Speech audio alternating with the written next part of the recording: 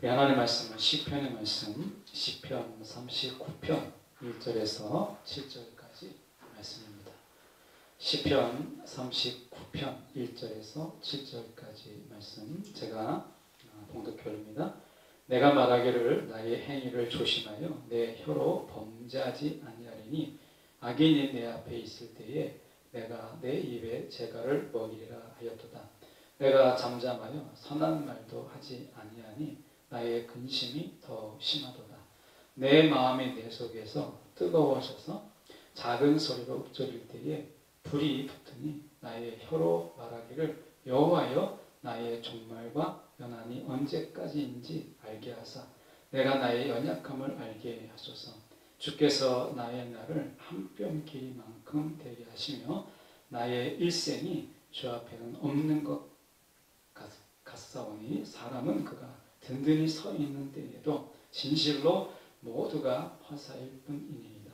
진실로 각 사람은 그림자같이 다니고 헛된 일로 소란하며 재물을 쌓으나 누가 거둘는지 알지 못하나이다. 주여 이제 내가 무엇을 바라리요? 나의 소망은 주께 있나이다. 아멘. 오늘 시편 39편 1절에서 7절까지 말씀을 가지고 모름이 가득한, 안다 모른다, 모름이 가득한 세상이라는 제목으로 함께 말씀을 나누기를 원합니다. 이 시편 39편에는 표제가 붙어 있죠.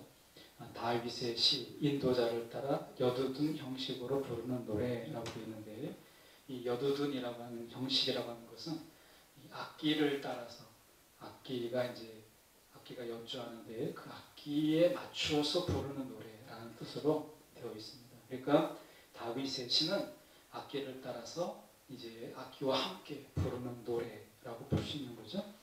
그래서 여두둔 형식으로 되어 있는 부르는 노래다라고 이야기합니다. 근데 노래의 가사가 저희가 이렇게 악기에 맞춰서 부르기에는 그렇게 막 신이 나거나 아니면 그 앞에서 우리가 가지게 되는 그런 어떤 좀 리듬이 있는 리드미컬한 어떤 노래가 되기보다는 마치 우리나라의 국악이 어떤 한 맺힌 국악처럼 막 이렇게 느슨하고, 그러면서 뭔가 사람의 마음속에 있는 저 밑바닥에 있는 것을 막 끄집어내는 듯한 그런 가사로 되어 있습니다. 1절에 먼저 보시면 이렇게 되어 있습니다. 내가 말하기를 나의 행위를 조심하여 내 혀로 범죄하지 아니하리니 라고 이야기합니다. 이 다윗이 지금 상황이 굉장히 좋지 않는 거예요. 그러니까 그가 사람들에게 할 말이 너무 많은 거예요. 근데 그 말들이 좋은 말들이 아니라 그 말들로 인해서 행여나 자기가 감정에 조절되지 않아서 막 허튼 말, 또 허탄한 말, 또 자기 속에 있는 어떤 포악한 이런 말들을 통해서 죄를 지을까봐, 자신의 혀로 인해서 죄를 지을까봐 그가 차라리 입을 닫아버렸다. 차라리 내가 침묵하기로 했다라고 이야기합니다. 근데 상대방이 누구냐? 악인이 내 앞에 있을 때에 이렇게 됐습니다. 악인을 향하여서 우리가 얼마든지 저주와 막 욕을 할 수 있잖아요. 그런데 다윗은 그것조차도 내가 입술로 내가 죄를 지을 것 같아서 차라리 내가 침묵하겠다라고 이야기합니다. 우리가 운전하다가 보면 본의 아니게 이제 운전하다 보면 막 나쁜 말도 나오고 사람들이 흉을 보기도 하고 왜 저 따위밖에 운전을 못하는지 이런 이야기들이 막 운전하다 보면 저절로 나옵니다. 그래서 사람의 이 근성을 보려면 운전하는 걸 봐야 된다. 뭐 그런 얘기를 많이 하잖아요. 운전할 때 그 사람의 근성과 본성이 다 드러나니까 그래서 운전대 안 쳐봐야 된다 이런 얘기가 있을 정도로 그렇습니다. 그러니까 우리가 보면 지금 다윗이 내 혀로 범죄하지 아니하리니라고 얘기합니다. 사실 욥기서 2장 9절의 말씀에 보면 그때 욥의 아내가 이렇게 이야기합니다. 그에게 말하기를 그래도 당신은 신앙을 지킬 것입니까? 자녀들이 이렇게 죽고 재산은 다 잊어버리고 이런 상황이 됐는데 뭐 하나님 바라볼 게 있다고 당신 신앙을 지키려고 합니까? 차라리 하나님을 저주하고 죽어버리십시오. 이게 이제 욥의 아내가 내뱉었던 말이잖아요. 그러니까 욥의 아내는 지금 욥에게 그가 그의 막 화를 다 쏟아내는 거예요. 아니 그래도 당신은 믿음을 지키고 신앙을 지키려고 하면 이 상황이 됐는데 차라리 하나님을 저주하고 죽으십시오. 이렇게 이야기합니다. 그러니까 욥의 아내가 자기의 입에 단속을 하지 못한 거예요. 욥도 이 다음 장면에서 그가 입의 말씀에 이 말에 침묵을 갖죠. 왜냐하면 입으로 하나님 앞에 죄를 지을까봐 이렇게 한 것이죠. 하물며 우리가 악인들에게 우리가 막 저주를 내뱉고 우리가 막 흉악한 말을 하는 이런 것들이 다윗조차는 그것조차도 빌미를 주지 않기 위해서 악인들에게 빌미를 주지 않기 위해서 차라리 입에 재갈을 물렸다. 침묵하기로 했다. 라고 이야기합니다. 여러분 우리가 시편에서 보면 입술로 지은 죄, 입이 많은 문제를 일으키는 그런 것들을 많이 보게 되죠. 베드로가 예수님을 부인할 때도 우리가 입으로 3번이나 그가 부인했어요.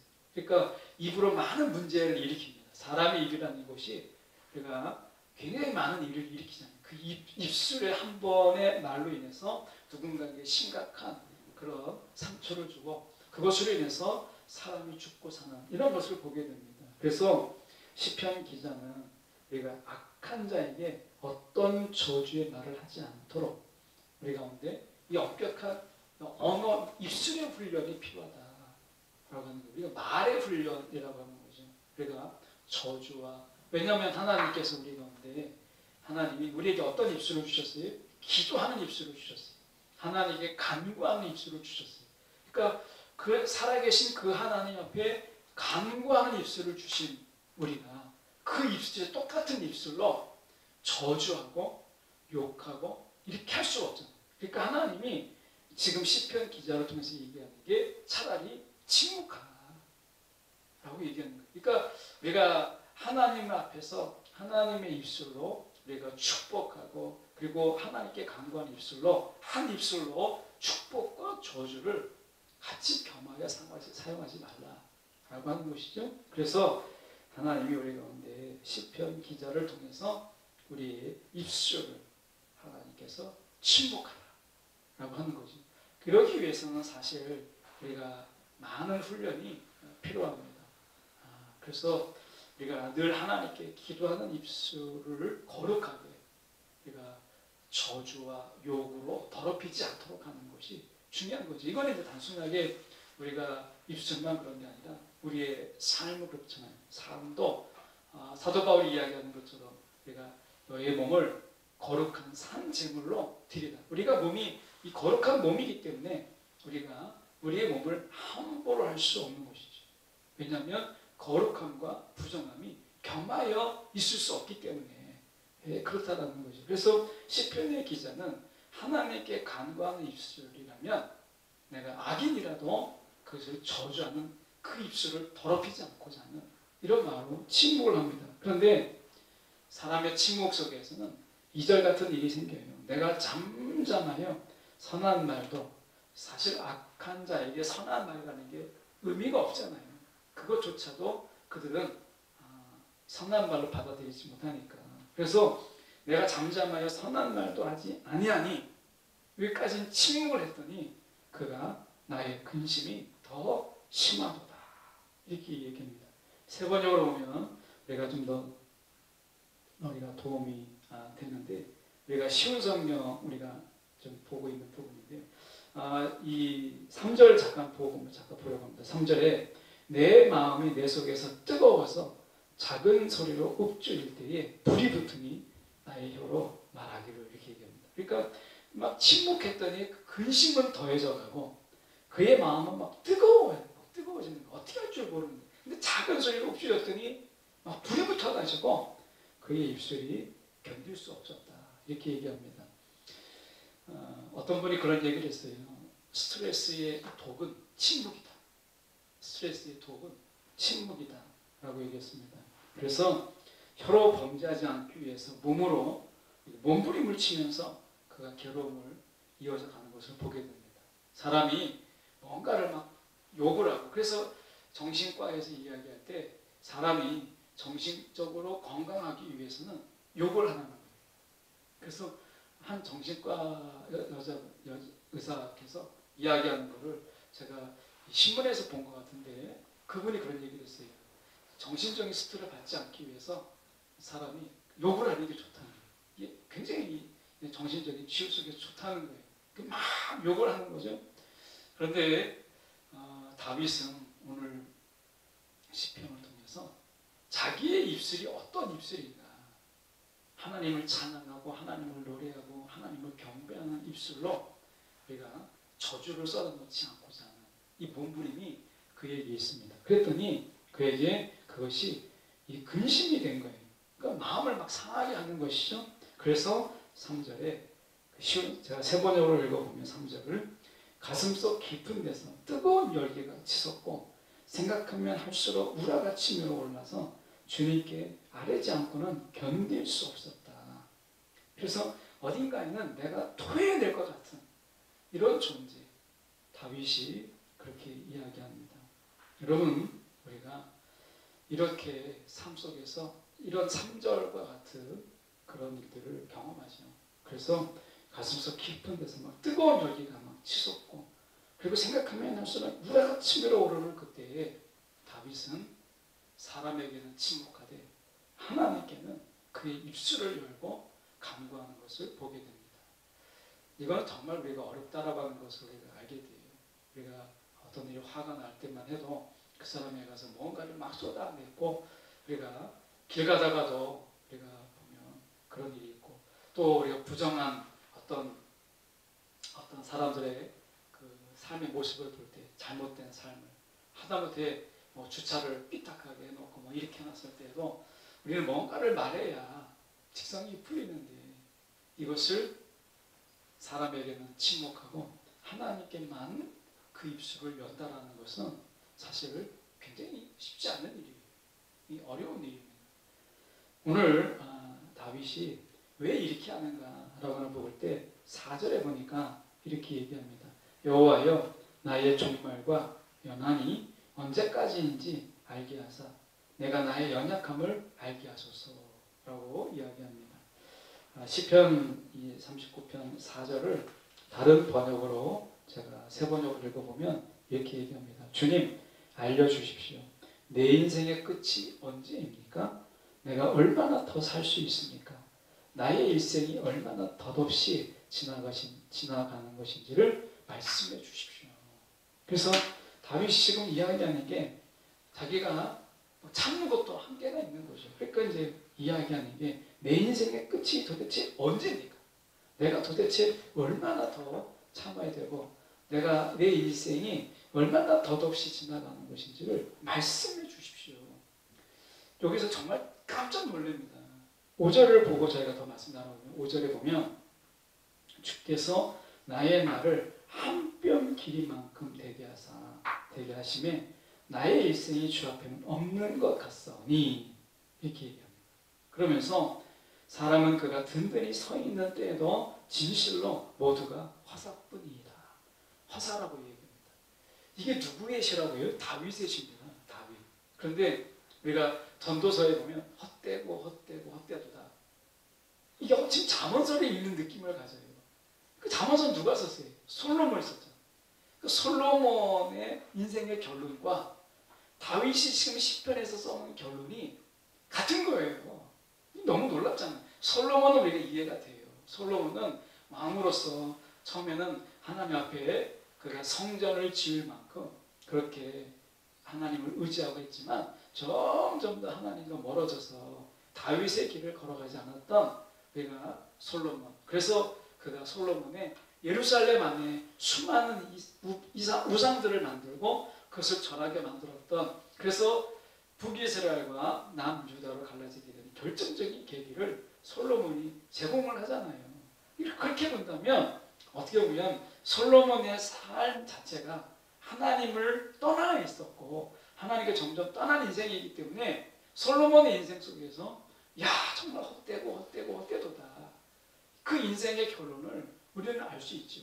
그러나 우리가 전도서의 결론이 헛됨으로 끝나지 않고 그가 다시 주님을 찾는 마지막 장면으로 끝나게 되는 것을 우리가 봅니다. 그런데 그렇게 우리가 양보해서 봐도 전도서가 솔로몬이 그런 결론을 내린 것에 대해서는 저희가 유로함을 얻었어요. 솔로몬이니까.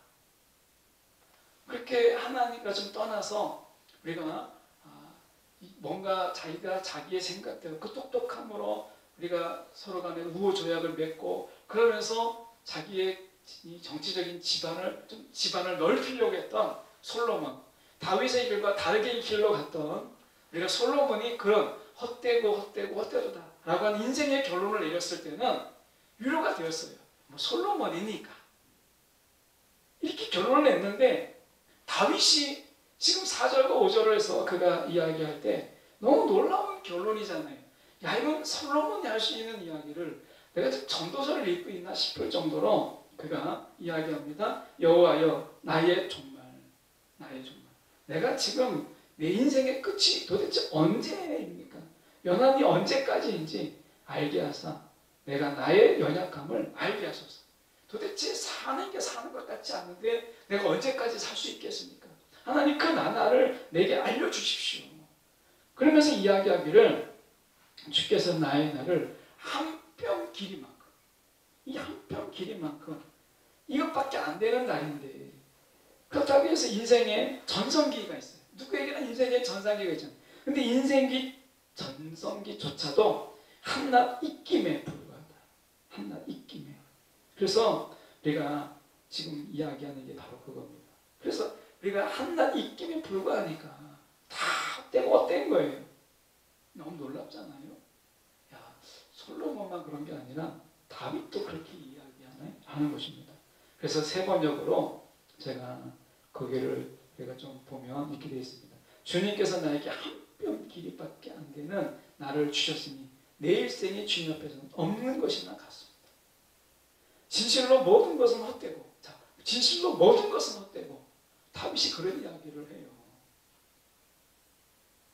하나님의 마음이 합한 자라 하는 다윗조차도 세상을 살아보니까 야, 정말 헛된 거예요. 여러분 어떠세요?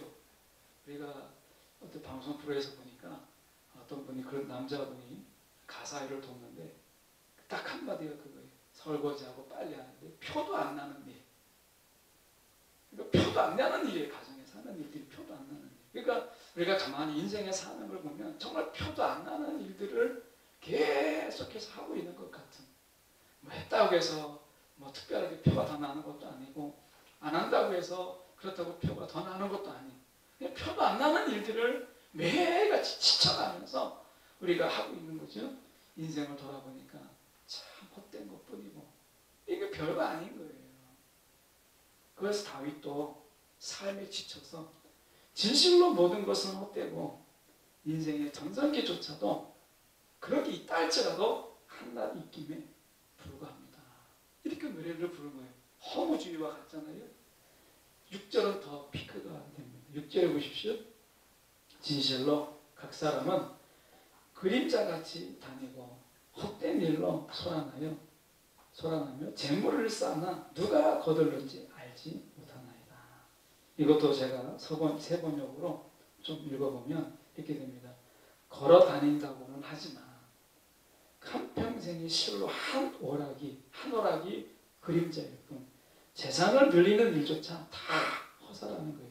장차 그 재산을 거두어 드릴 사람이 도대체 누구인지 내가 알지 못하는데, 내 자식이 잘 쓸지, 내 자식이 허랑망상하게 써서 누군가에게 재산이 될지, 사기를 당해서 또 누군가에게 재산이 될지 내가 죽으면 어떻게 알겠어? 이 또한 아무것도 아니다, 허사다라고 이야기합니다. 그러니까 우리가 우리말 성경으로 보면 약간 더 좀 와닿는데요.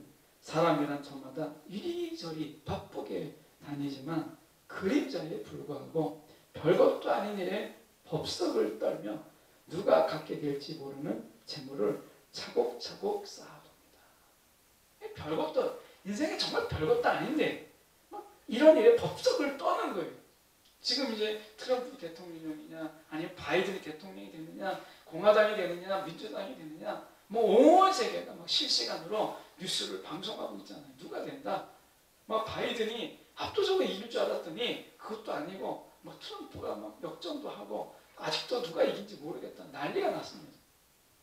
하루 종일 그 랠리가 누가 이겼는지만 이 정치 랠리가 하루 종일 계속됐어요. 그런데 돌아보면 우리가 이 일도 헛된 거예요. 옛날에 우리 버락 오바마가 대통령을 연임했을 때 우리가 많은 미국인들이 열광했지만 그 동안 이제 지나고 나니까 오바마 대통령이 뭘 했는지 우리 기억 속에 없잖아요. 이것 또한 허무한 거 아니겠습니까? 인생의 전성기에서도 마찬가지예요. 제가 프로야구 한 팀을 응원하는데 한때 우승을 했어요. 막 얼마나 신이 나는지. 근데 하루 이틀 지나가고 그 다음에가 되니까 우승을 했는지 준우승을 했는지 몇 등을 했는지 기억이 잘 안 나는. 그 열기가 식으면 다 전성기도 지나가고 인생도 다 지나가는 거예요. 다윗이 그렇게 이야기합니다.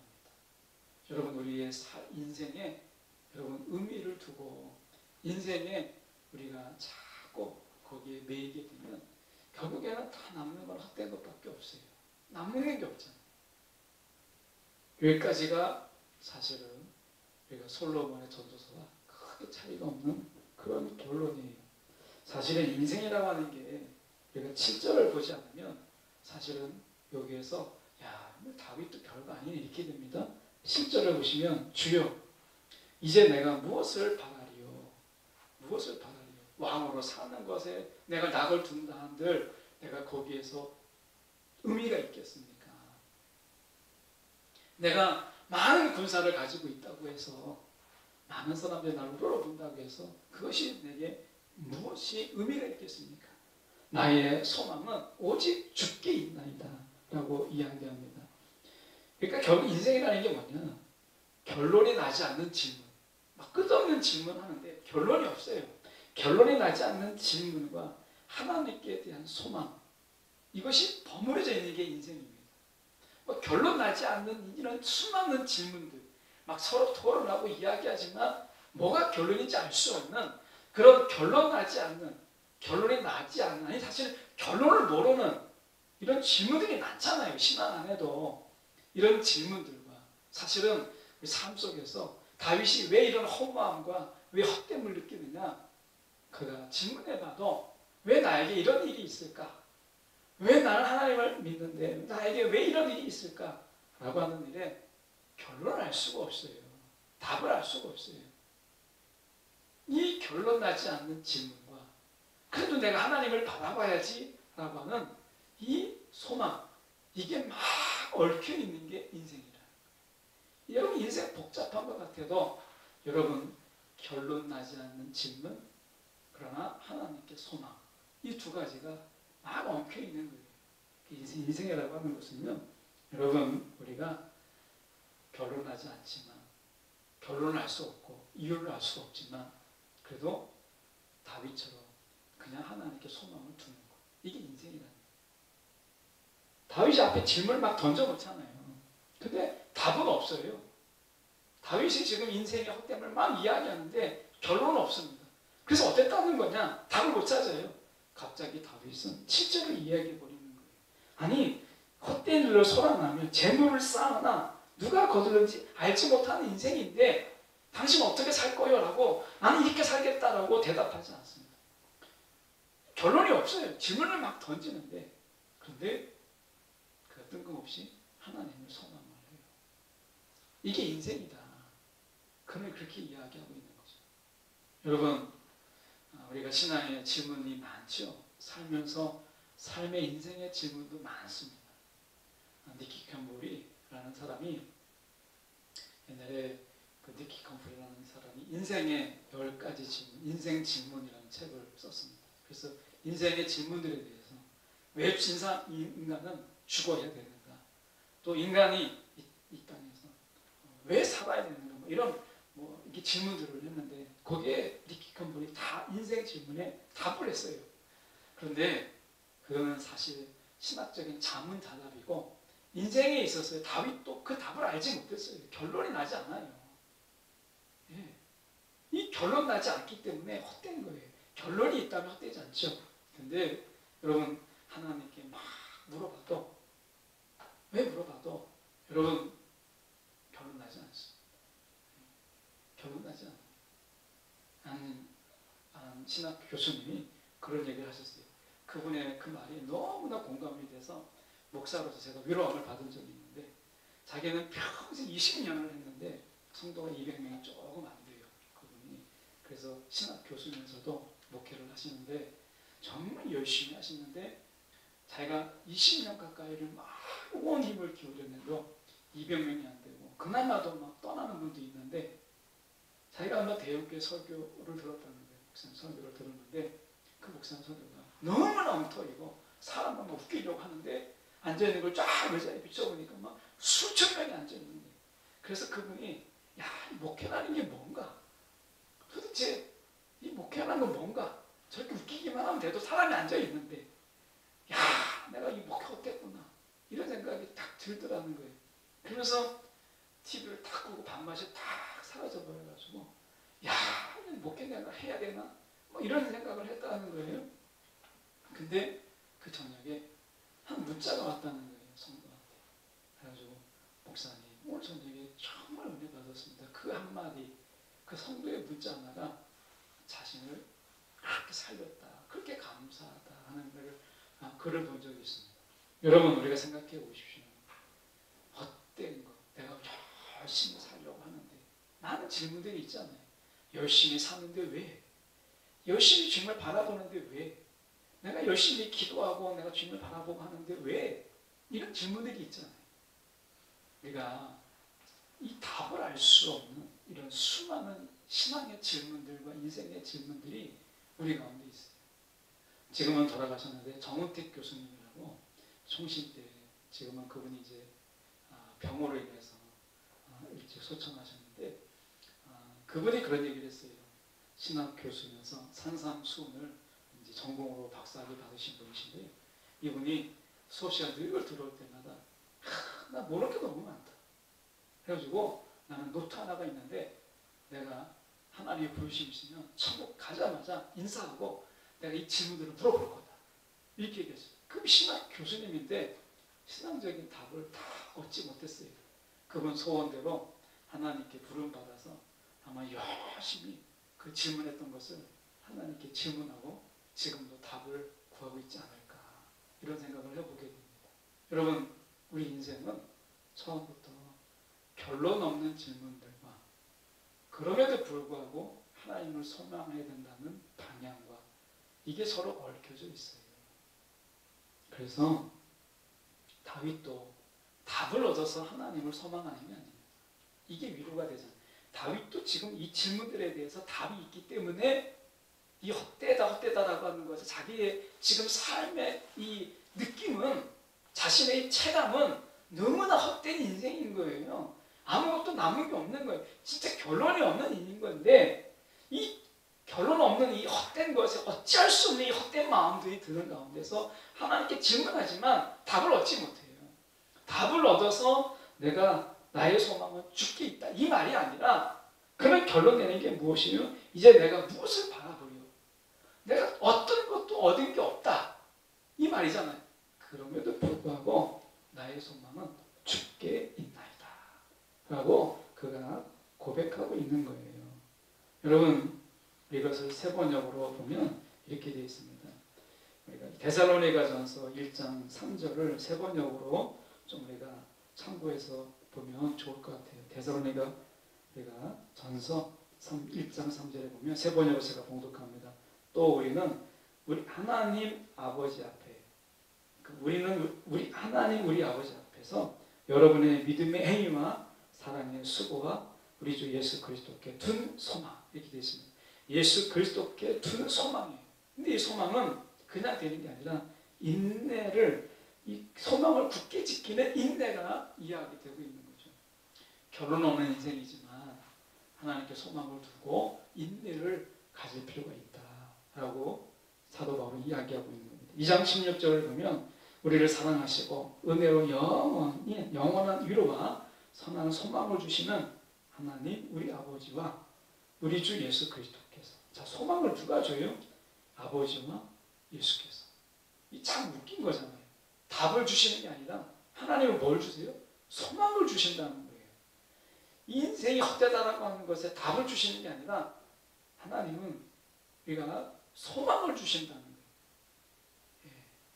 이게 사도 바울이 발견한 하나님이고 다윗이 발견한 하나님이에요.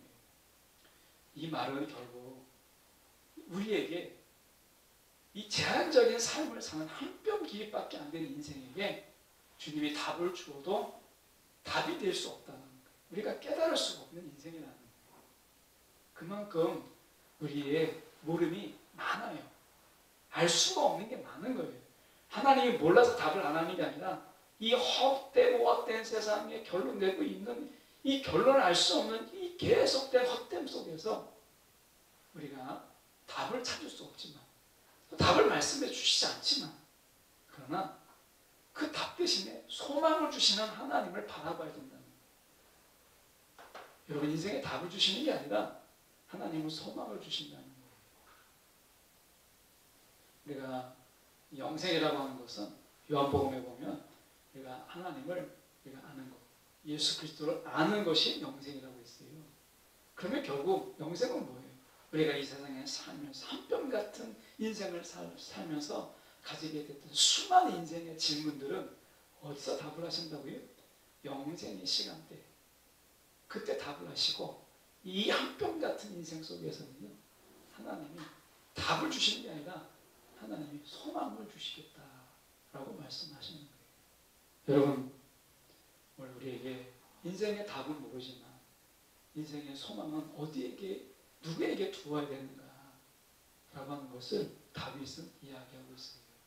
답을 알아서가 아닙니다. 인생의 결론을 알아서가 아니에요. 결론을 몰라도 예수가 소망이다. 소망을 주시는 분이 바로 주님이다 라고 하는 것입니다. 오늘 여러분 이 세상이 우리가 많은 질문들이 있지만 그것을 다 우리가 해소할 수 없어요. 그럼에도 불구하고 우리가 믿음으로 주님의 소망을 붙잡는 그런 인생, 이게 다윗이 그 인생을 살아보고 우리 가운데 신앙의 선배로서 이야기하는 이야기인 거예요. 여러분 오늘 정말 인생의 답을 알고 싶습니까? 그러면 소망의 끈을 붙잡으세요.